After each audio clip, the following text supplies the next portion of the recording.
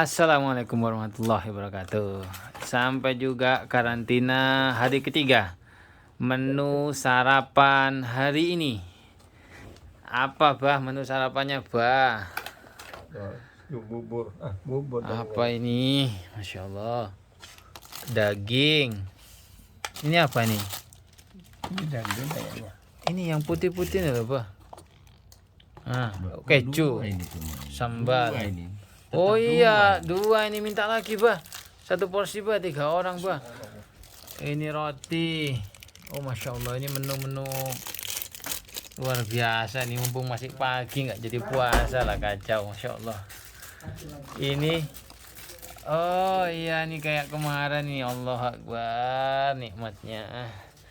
Insya Allah menambah pahala yang sedang tidak bersarapan.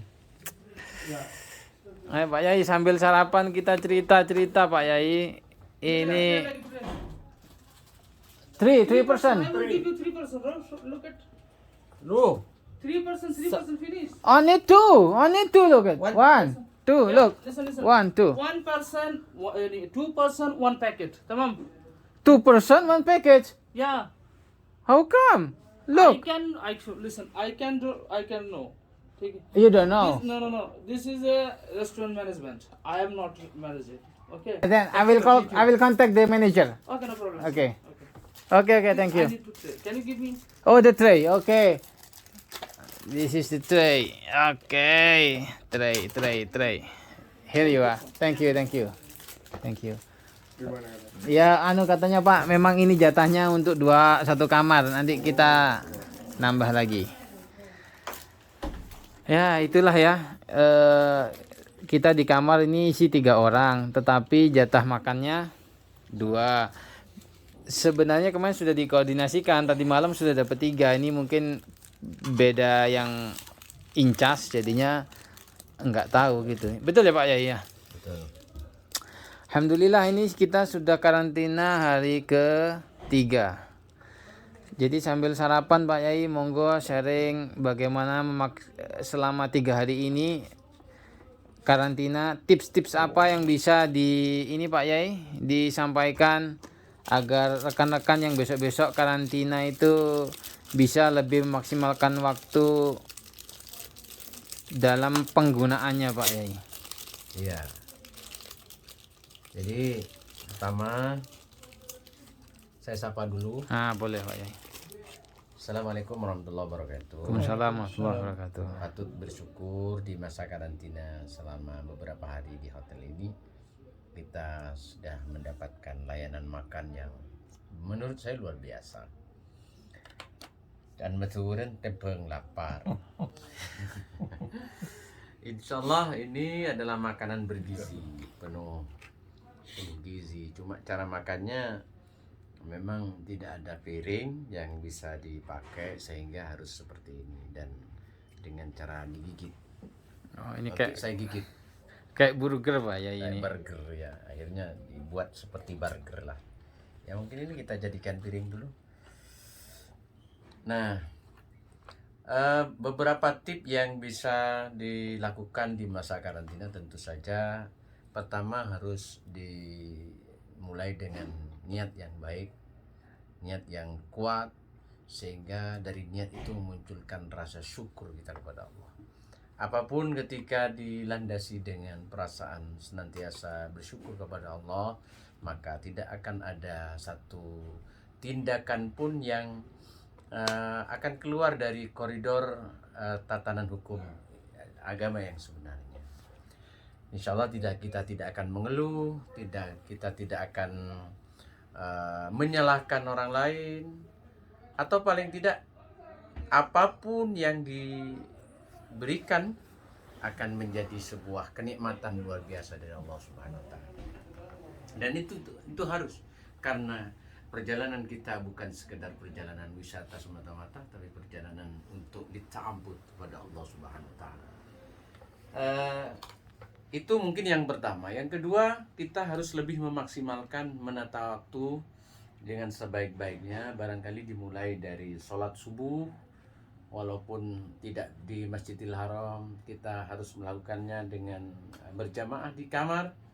insya Allah mudah-mudahan pahalanya juga besar. Kemudian setelah sholat barangkali kita tambahkan dengan bacaan-bacaan Al-Quran. Kemudian kalau misalkan ada teman ataupun kita bareng ustadz, kita mengikuti kajian-kajiannya. Nah nanti berakhir mungkin di waktu sholat duha. Setelah itu kita maksimalkan untuk sholat duha. Tentu saja harapan kami, harapan kita bersama, ada banyak di antara sahabat-sahabat sekalian yang berangkat umroh dengan berbagai daya dan upaya, melalui ngutang dan segala macam. Itu insya Allah saya yakin. Atau macam-macam lah yang bisa dilakukan agar bisa sampai. Dan itu kita adukan kepada Allah, mohon Allah mengganti. Dan saya yakin, kita semua yakin bahwa apapun yang telah kita upayakan akan diganti oleh Allah Subhanahu wa Ta'ala. Insyaallah. Kemudian setelah sholat duha tentu saja kita harus mengisi dengan cara bagaimana memperbanyak membaca Al-Quran. Ada Al-Quran yang sudah disediakan oleh pihak hotel atau bahkan ada teman yang membawa. Kita maksimalkan untuk khatmil Quran. Syukur-syukur setelah pulang nanti kita sudah bisa hatam, minimal 1 kali hatam. Masya Allah, amin. Kemudian amin. Sambil menunggu sekitar jam 11 siang kita untuk melakukan tidur qailulah agar nanti kita bisa bangun tengah malam untuk bisa melakukan sholat haji. Karena tidur qailulah ibaratkan sahur bagi orang yang akan melaksanakan puasa.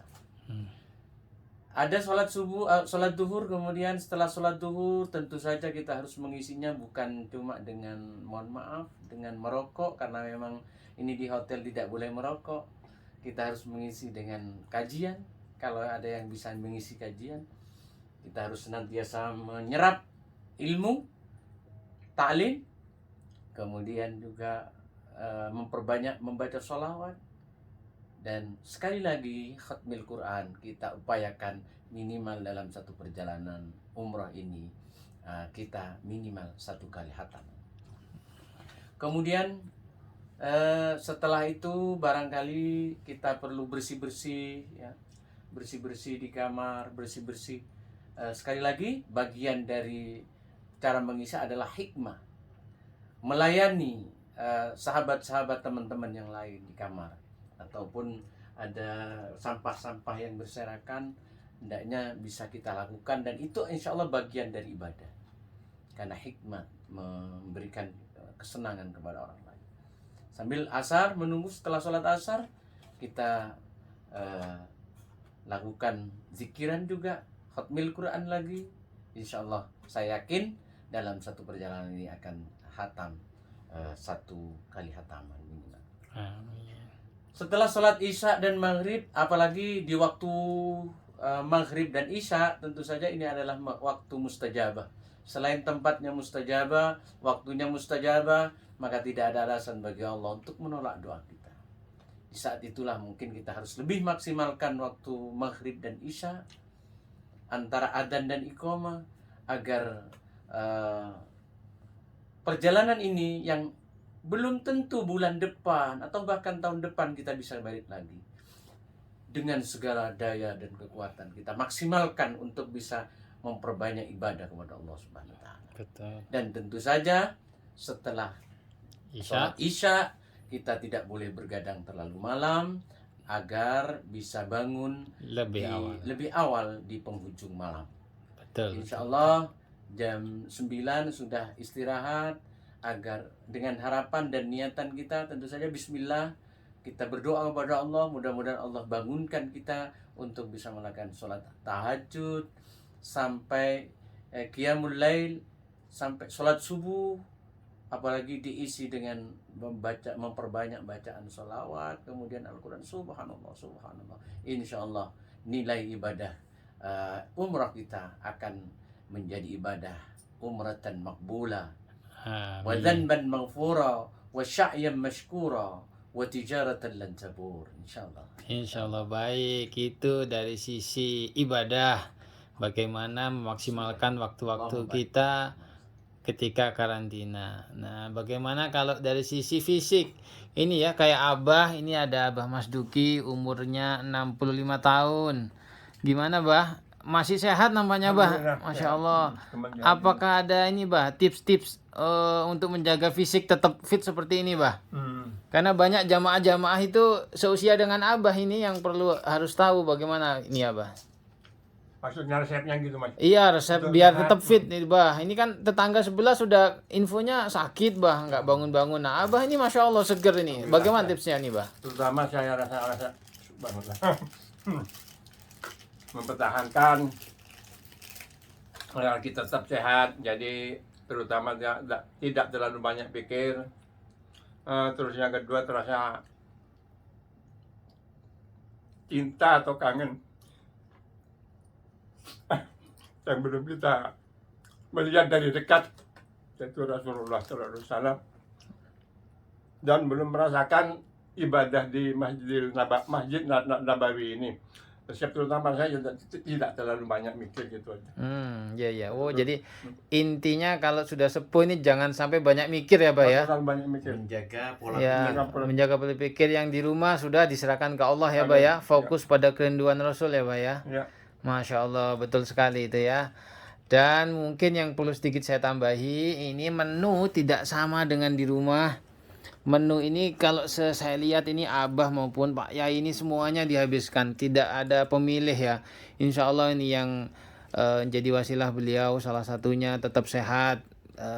Ini kan kalau di Jawa nggak ada nih biji zaitun. Biji zaitun kayaknya yang hijau-hijau itu ya.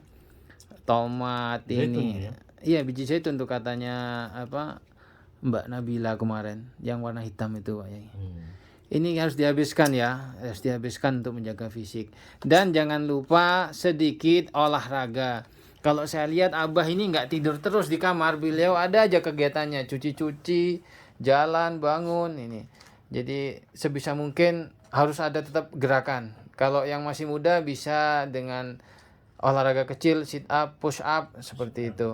Insya Allah selama masa karantina yang hanya kita jalan dari ujung hotel ke ujung pintu, Masya Allah, harus tetap dijaga.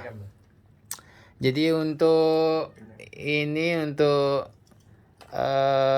penonton sekalian, saudara sekalian, jangan lupa mari kita tetap bahagia, tetap sehat. Semoga kita bisa bareng-bareng jumpa lagi di mana nih Masjid Nabawi ya, untuk ketemu dengan Rasulullah. Ya Pak Yai ya. Mohon doanya teman-teman yang lihat video ini semua yang belum datang ke sini diundang oleh Allah Pak Yai. Insyaallah.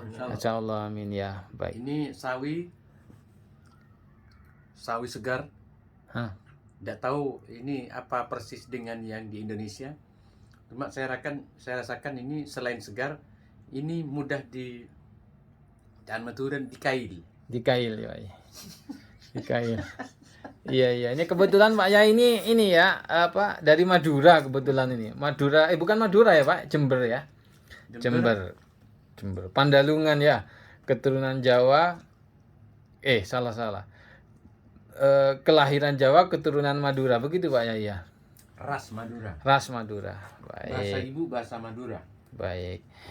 Oke, insya Allah cukup sekian tips-tips dari Pak Kiai Imam Bukhari di sini bersama Abah Mas Duki. Semoga bermanfaat, dan bagi teman-teman yang ada tips-tips lain yang ingin ditambahkan, monggo silahkan di kolom komentar ya, sambil dibantu subscribe dan like-nya. Demikian, Assalamualaikum warahmatullahi wabarakatuh.